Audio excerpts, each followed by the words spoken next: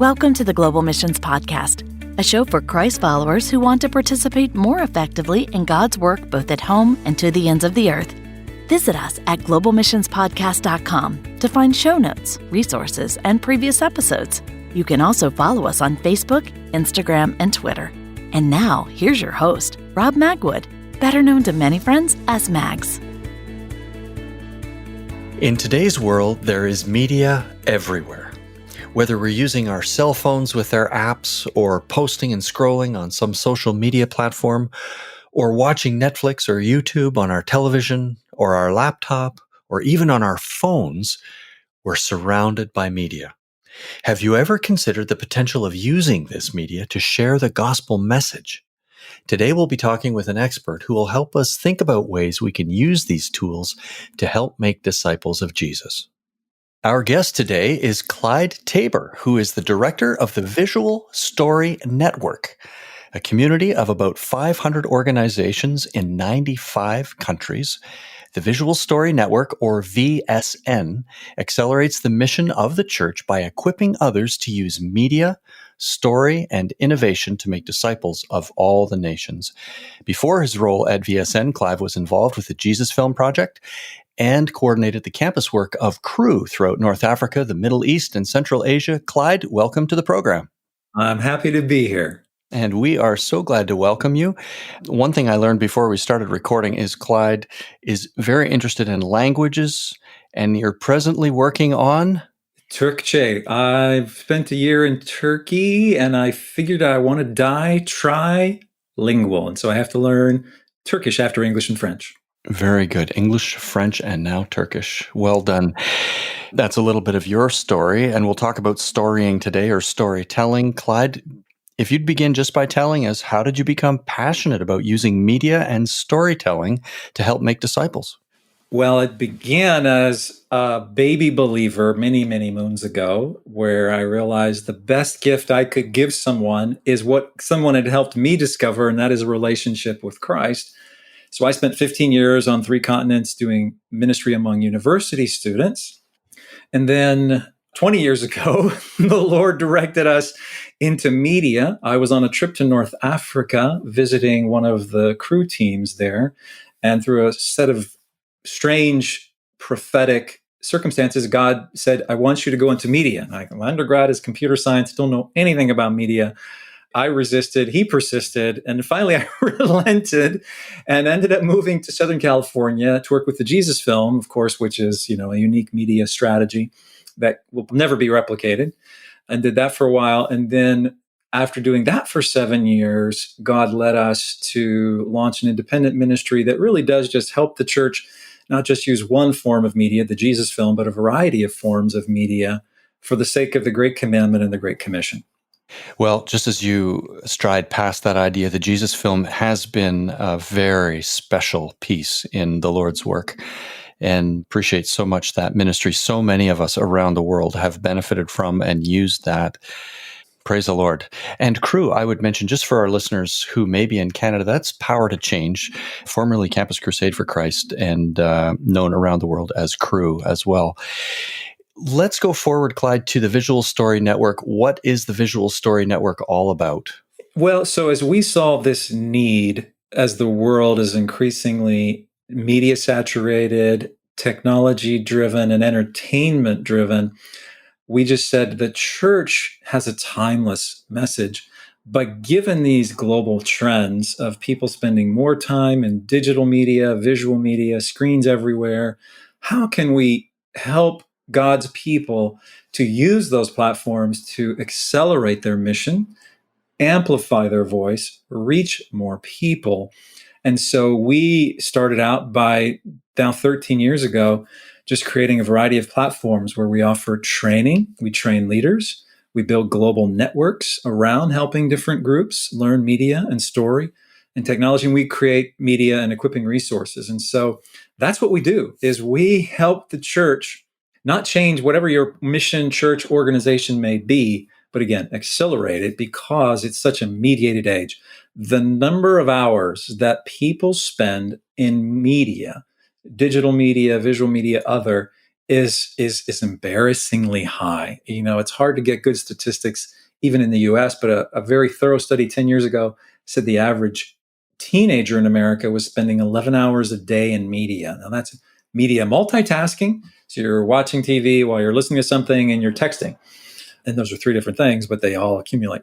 So the whole point is, if this is where the world is, and I'm very missional, then we need to be where the world is. How can we incarnate and be with people in those digital places, but for the sake of offering light, life, hope, truth, and redemption through Christ? Right. Clyde, we often talk on this program about cross-cultural ministry, but it seems to me that media as a medium, it's really crossing cultures, all cultures. I suppose there are places where technology, because of poverty and other issues, would not be as prevalent. But really, we're talking about a global reality, aren't we? Yeah, well, that's very true. And there is some blending of cultures. Facebook may not be the biggest social media platform in every country, but if it's not, there's one that looks just like it.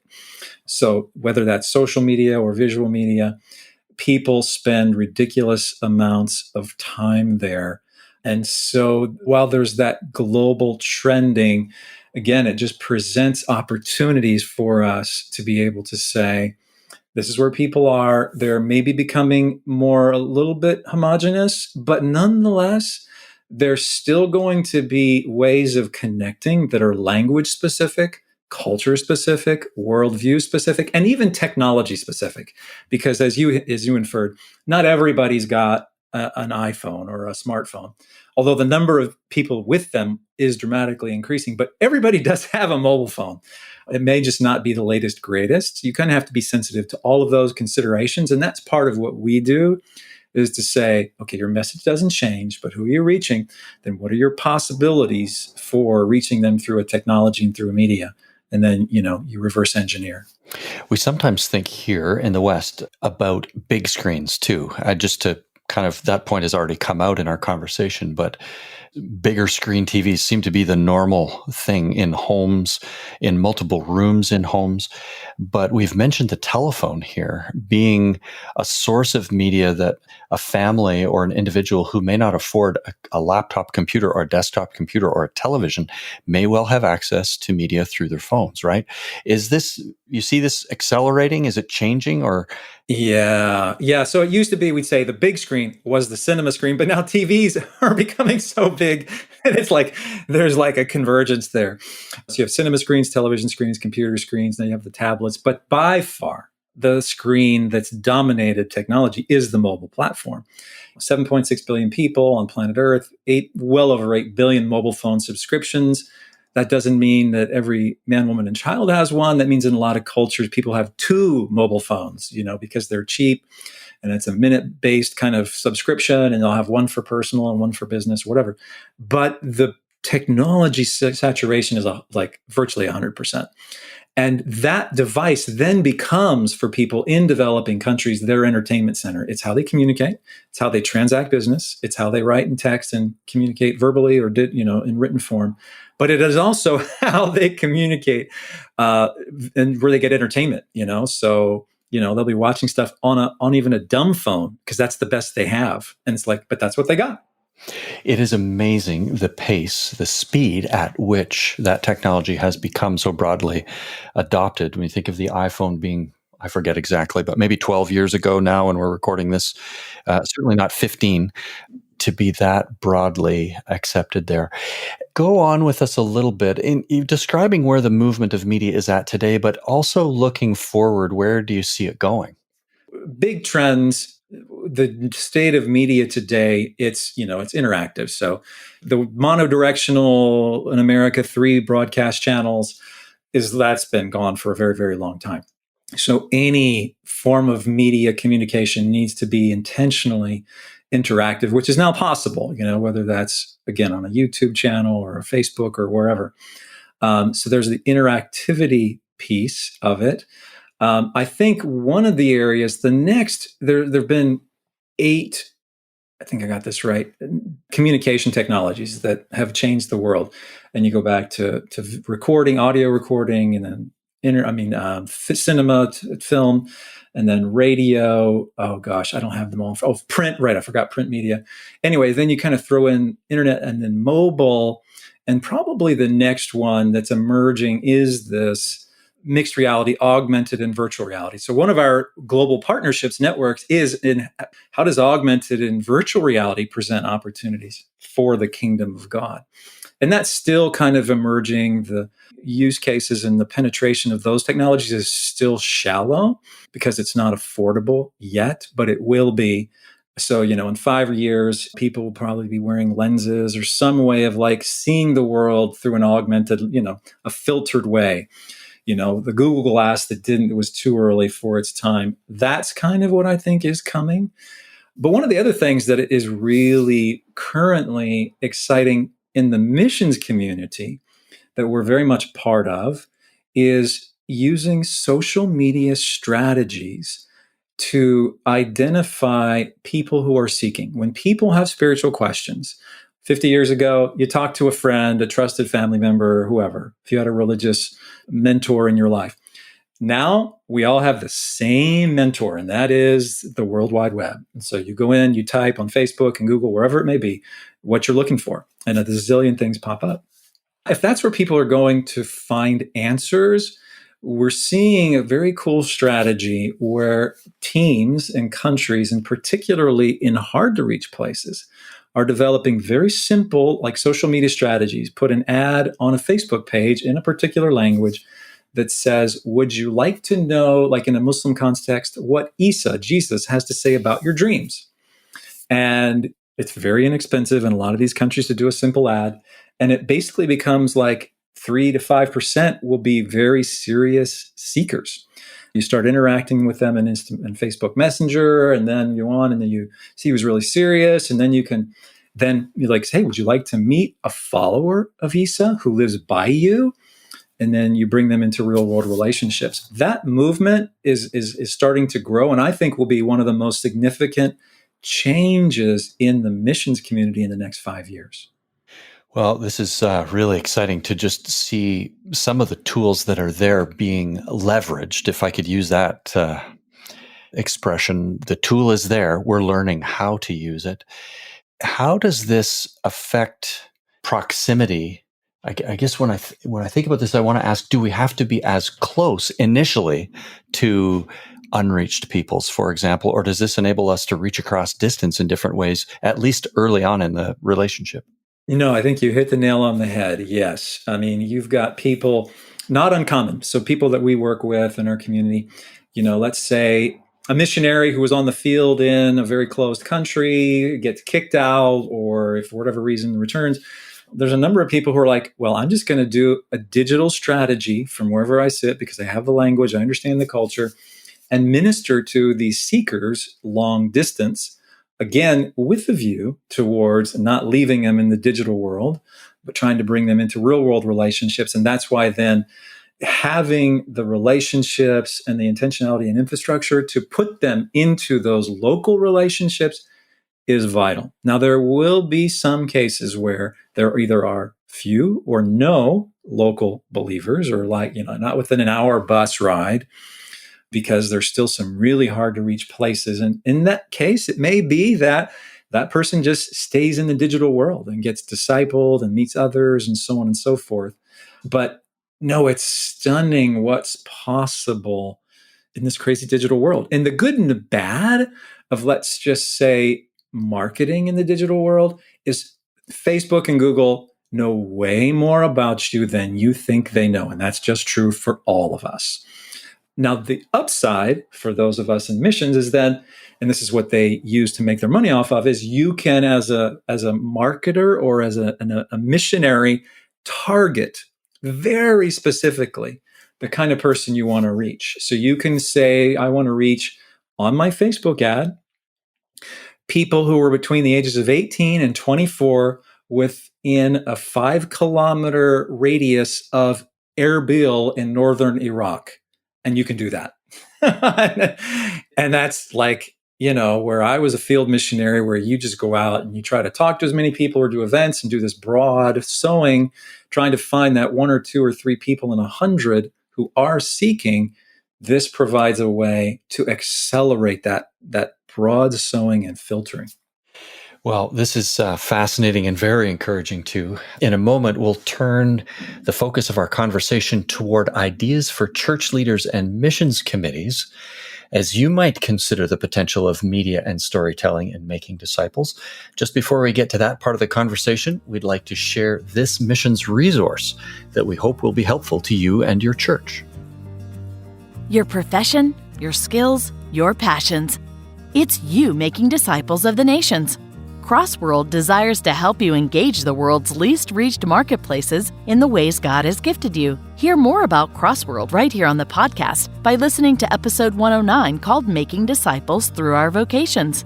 To learn more about Crossworld and their global opportunities, visit crossworld.org. And now, back to today's conversation. We're back with Clyde Taber, the director of the Visual Story Network. Clyde, many of our listeners are church leaders and maybe serving on a missions committee or the missions team, whatever they call it in their church. As you introduce them to the Visual Story Network, what are some things that you would like them to know about the role of media and storytelling in making disciples? I would say, first of all, these tools, platforms, technologies are accessible to all. Our adversary is an early adopter. So clearly, a lot of these technologies have been used for ill. And our premise is that these are technologies that are essentially neutral. It's like, what are you using them for? And I would say for every individual follower of Christ, consider how you could personally accelerate and amplify your own ministry, whether that's creating something on social media or just making sure you have certain things on your phone, certain apps that make sharing Christ really easy. So whether that's the YouVersion Bible app or the Jesus film, or you meet somebody who speaks with an accent, you find out what their language is. You say, hey, I have a film in that language. What do you know? And you can just 2 clicks later have a link, sent straight to that person's phone. So consider how these platforms, technologies, phones, etc., can help your ministry. But then that's where we really personally as a ministry live, is helping whole entities and organizations and mission teams figure out how to do that on a larger scale. And so one of the interesting trends now is we're seeing, like, in some of the larger organizations, as missionaries are candidating, they are like, there's built into the pre-departure process, like learning some basic media skills. And just because that's something that just, again, augments what you're already doing. If you told me, and I was on the field a long time ago, that I could have a much bigger voice and find those people who are seeking much faster, and I could spend more of my time with those people that I already know God is working in, that would be my clear preference, and I would assume for most people. So using these things for your own personal ministry, seeing how you can encourage other organizations, they're beginning to do it, and being a catalyst. We have a lot of resources that we can offer, and I know we'll offer a link here at the end of the show that will help get started. Here's a couple of easy on-ramps for organizations to take some steps in that direction. But I guess I would say this: don't be afraid of the technology. It's not, the technology is not evil. It's how it gets used that either brings glory or steals from God's glory. Well spoken. And I think that's true if we take other examples, whatever, the printing press or the television, things that we're more used to. Of course, it can be used for ill, but it can be used for great good. And these media tools are somewhat neutral, and it's what we invest and the information, the stories that we share. That's kind of, yes, an amen to that.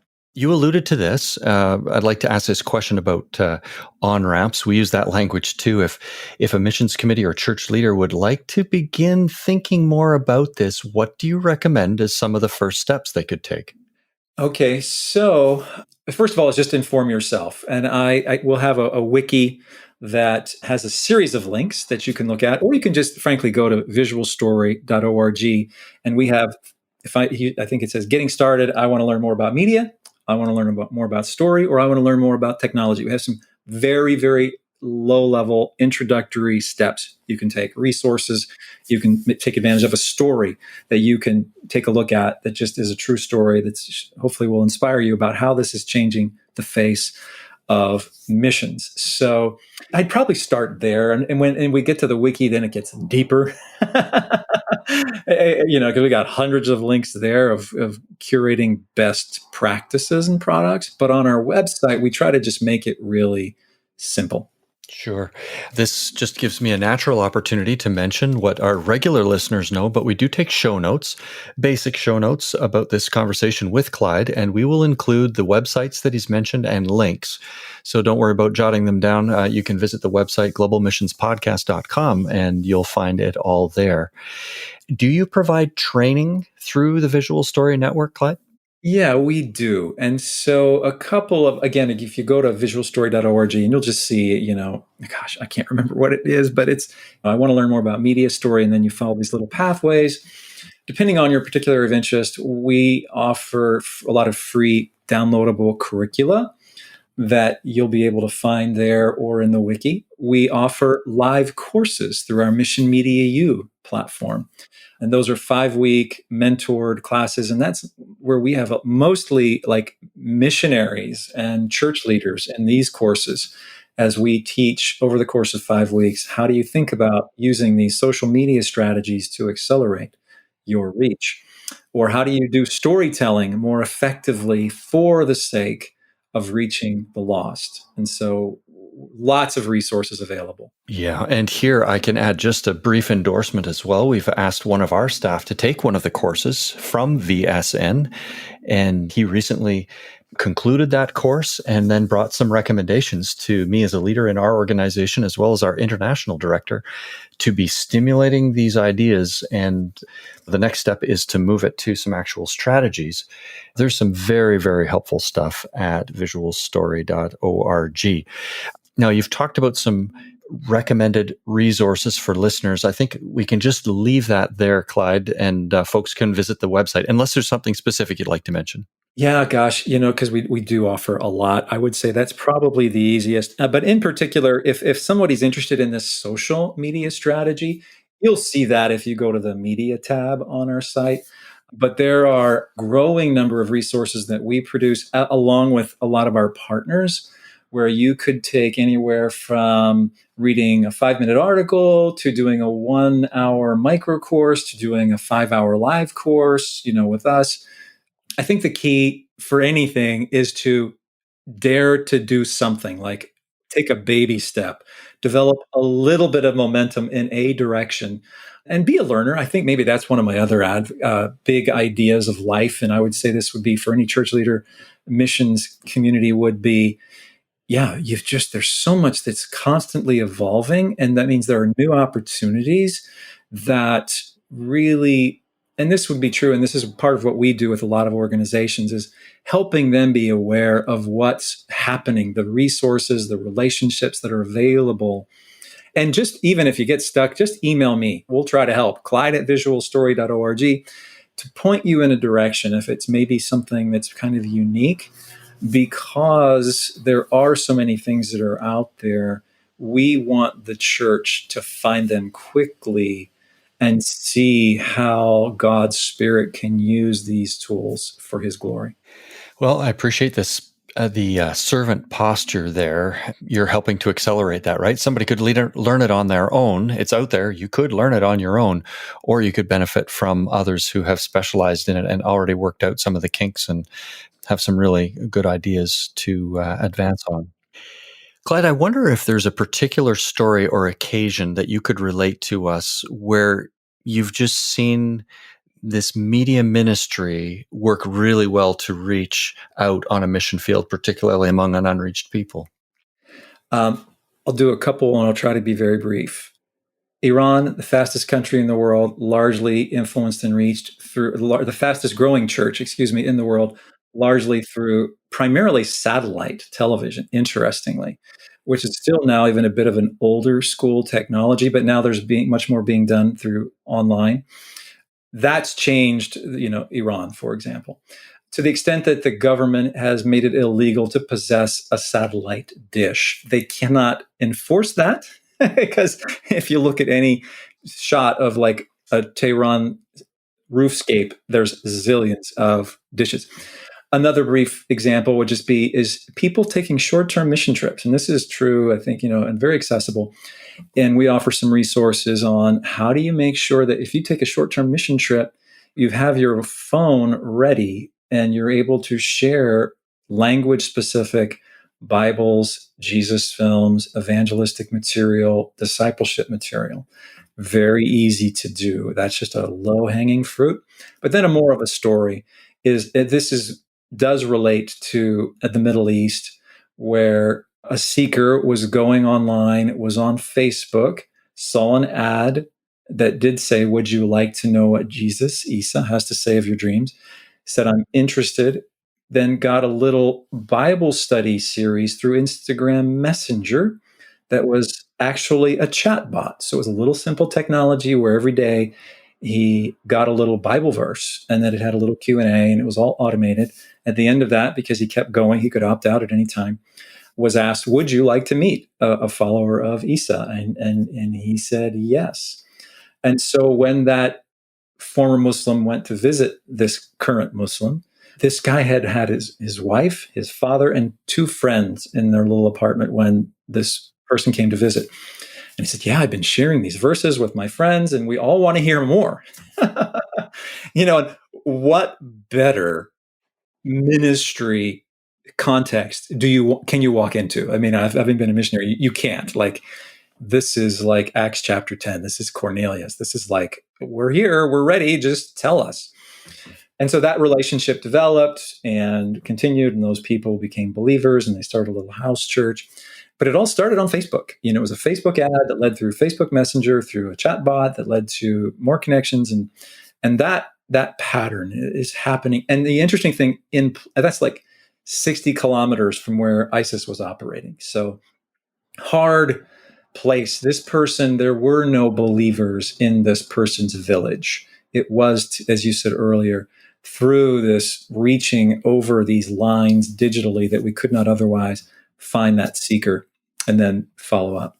Wow, what an inspiring story too. There's so much for us as churches and as Christ followers and as agencies to think through and how we will wisely leverage the tools before us.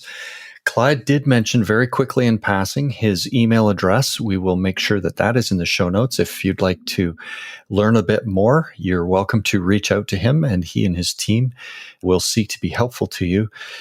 Clyde, I really appreciate how you made this accessible to many of us. And I just get the impression that while there are some social media, let's say advanced techniques, like you talked about bots and automation, really, you don't have to be a social media expert to participate. Yes, thank you for saying that, by the way. Yeah. Many of us know Facebook or Instagram or Snapchat, and there will be new things next week, I'm sure. But this is a ministry that exists to help equip us, as Clyde said, not to change the message, but to leverage the technology that we're used to anyway and really make good on it. My last question, Clyde, we like to ask this at the end of many of our interviews. If you have the opportunity to stand in front of a missions committee and a group of pastors, you're addressing the leaders of the local church in the missions program, and they would really like to do a good job, and you have a chance to speak to them, what would you want to say to them? The kingdom is coming. His will is being done. The gates of hell will not prevail against us. We are privileged partakers in the kingdom. Lean in. God is at work. Do all within your power to resource, to send more, but not just be a sender, but to be a disciple maker. One of the little challenges that I invite people to consider is to write down 12 names that you've prayerfully considered that you will just pray for. And they could be believers, non-believers, near believers, so that they would become more like Christ. And I think it's that spirit that Jesus calls, I believe, all of us to. Before he ascended, he said, "Go make other people into followers. Help them to know me, to follow, to teach what I've taught and obey, to get baptized and be able to do so with others." And if that's not our posture as a leader, as a mission committee member, then there's a bit of a breakdown in what I think God's DNA and his economy is. We should all be about this in our daily lives. And it can be as simple as writing these 12 down. And those people only get prayed for once a week. It's not like I pray for them every day. But as I do, God gives me ideas, inspirations, ways to encourage them or to try to reach out to them and love on them in such a way that's intentional so that they will become Christ-like. And I think as more and more people do that, there's just going to be this web of the Spirit moving through his people who are intentionally loving others that's irresistible. And so that's my challenge. And the written challenge is at visualstory.org/12, TWELVE. Okay. And we'll make sure to include a link as well in the show notes. Clyde, we want to say thank you for joining us today. Thanks for speaking to us and to our listeners about the Visual Story Network. And may the Lord bless and prosper your work as you serve him. Thank you. And the Lord bless you and keep you and make his face shine upon you. Well, there's much for us to consider here in Clyde's challenge. Are we using ever-present media tools to advance God's kingdom work? And could we open new avenues of learning, both in our home churches to advance discipleship and across the globe to introduce unreached peoples to the hope of the world? As we finish up today, we want to mention an episode that's related to today's topic, number 132, Growing Our Understanding of Orality with Charles Mattinger. We also want to send a shout out to Frank Rowe, who is a member of our advisory group on behalf of Crossworld Canada. Thanks for being part of shaping this program as we collaborate in God's work. Today's episode is brought to you by the Global Missions Toolbox and produced by Send International in collaboration with other like-minded agencies. Please take a moment to subscribe, and we'd be grateful if you'd leave us a review. On behalf of our team, thanks for listening. Join us again in 2 weeks when we'll continue to explore this grand adventure of being Christ's witnesses to the ends of the earth.